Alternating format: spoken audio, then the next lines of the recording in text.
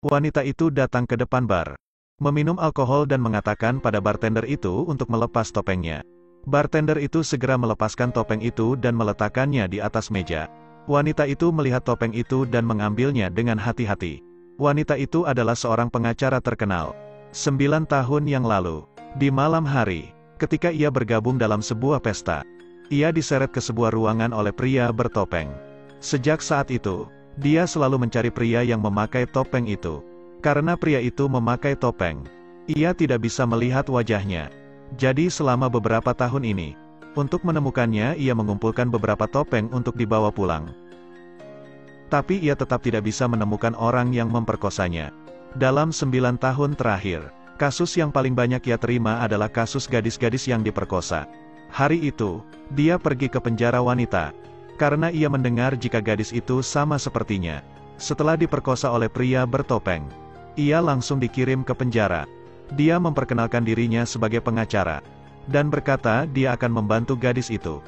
Gadis itu menceritakan semua hal kepadanya. Hari itu, bos itu membuatkannya secangkir kopi. Setelah gadis itu meminumnya, ia langsung pingsan. Lalu ketika ia bangun, ia mengetahui bahwa ia diperkosa oleh bos. "Apakah Anda ingat warna topengnya?"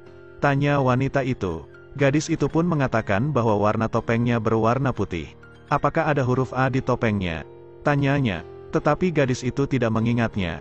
Karena ia terlalu takut, ia menutup matanya. Kemudian dia bertanya kepada asistennya, "Apakah kamu menemukan dari mana asal topeng pria itu?"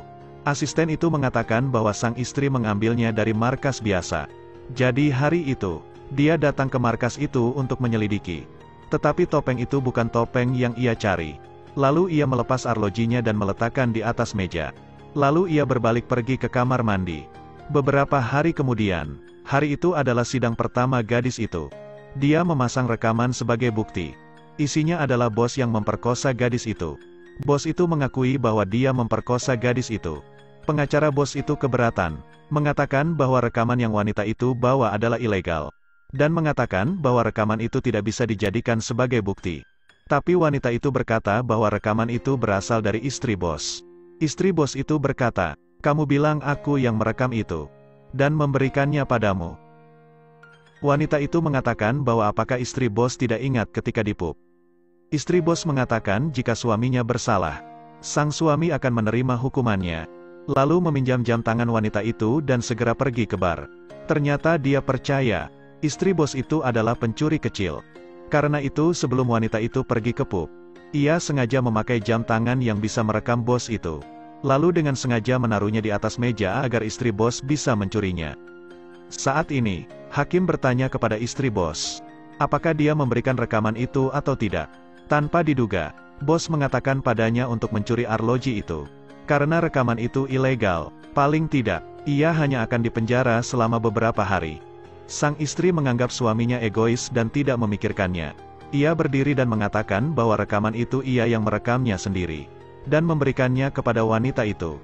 Ia pun sempat mengatakan bahwa suaminya cabul. Wanita itu melihat hitungan mundur di layar. Tiba-tiba ia mengingat adegan 9 tahun lalu ketika ia diperkosa.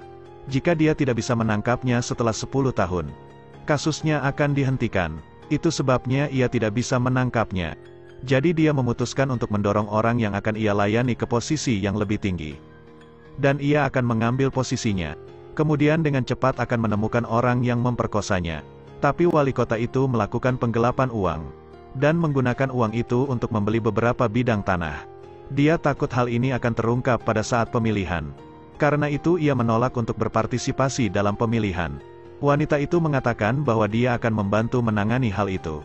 Dia menemui kedua sahabatnya, memberitahu mereka bahwa ia ingin membantu wali kota itu memasuki parlemen dan menjadi dewan. Dan dia akan bersiap mencalonkan diri sebagai wali kota. Ia meyakinkan keduanya untuk memberikan sebidang tanah kepada wali kota itu. Biarkan mereka merenovasi tanah itu menjadi kawasan seni dan budaya, dan akan menghasilkan keuntungan untuk mereka. Pada saat yang sama, dimungkinkan juga untuk membangun kawasan hotel bintang 5 di perusahaan tempat keduanya bekerja. Jadi mereka tidak hanya membantu wali kota itu memecahkan masalah. Wanita itu bahkan bisa menjadi wali kota. Dan karir keduanya akan mengalami peningkatan. Karena perkataan wanita itu, Kedua sahabatnya menandatangani kontrak untuk menyumbangkan tanah. Hal itu meningkatkan reputasi wali kota itu untuk pemilihan parlemen. 28 hari sebelum tanggal persidangan, wali kota mengadakan sebuah pesta untuk mengucapkan terima kasihnya.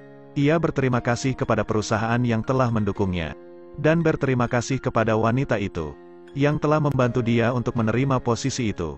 Tapi ketika dua orang itu berdiri di podium untuk berbicara, tiba-tiba istri wali kota itu bergegas masuk dan menikamnya sampai mati. Akibatnya, wali kota itu tidak selamat dari kematian. Kedua sahabatnya bertanya tentang pekerjaan yang sedang berjalan. "Apakah kamu punya rencana?" tanyanya. Bahkan jika wali kota itu sudah meninggal, seharusnya wanita itu mempunyai rencana lain. Di upacara peringatan wali kota, tiba-tiba datang seorang gadis memakai sepatu hak tinggi berwarna merah. Semua orang bertanya-tanya siapa wanita itu. Wanita itu berbalik untuk melihat teman-temannya, melepaskan kacamatanya dan menyapa mereka. "Hai teman-teman," sapanya. Wanita itu bernama Yuna. Ternyata 9 tahun yang lalu, Yuna adalah teman baik dari ketiganya. Tapi setelah pesta selesai, seorang pria meninggal secara tragis di sebuah hotel. Saat itu, tunangan pria itu secara tidak sengaja menemukan jika Yuna berkencan dengan tunangannya. Hasil dari penyelidikan itu, polisi menangkap Yuna sebagai tersangka. Sebelum Yuna pergi, dia bertanya mengapa harus ia yang menjadi tersangka. "Mengapa menjadi seperti itu? Kita adalah teman."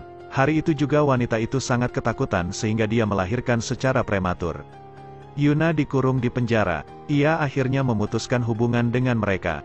Tapi ketiganya tidak menyangka akan bertemu dengan Yuna di sini. Cerita pun berakhir. Terus ikuti Edelweiss Review untuk mendapatkan update cuplikan film berikutnya.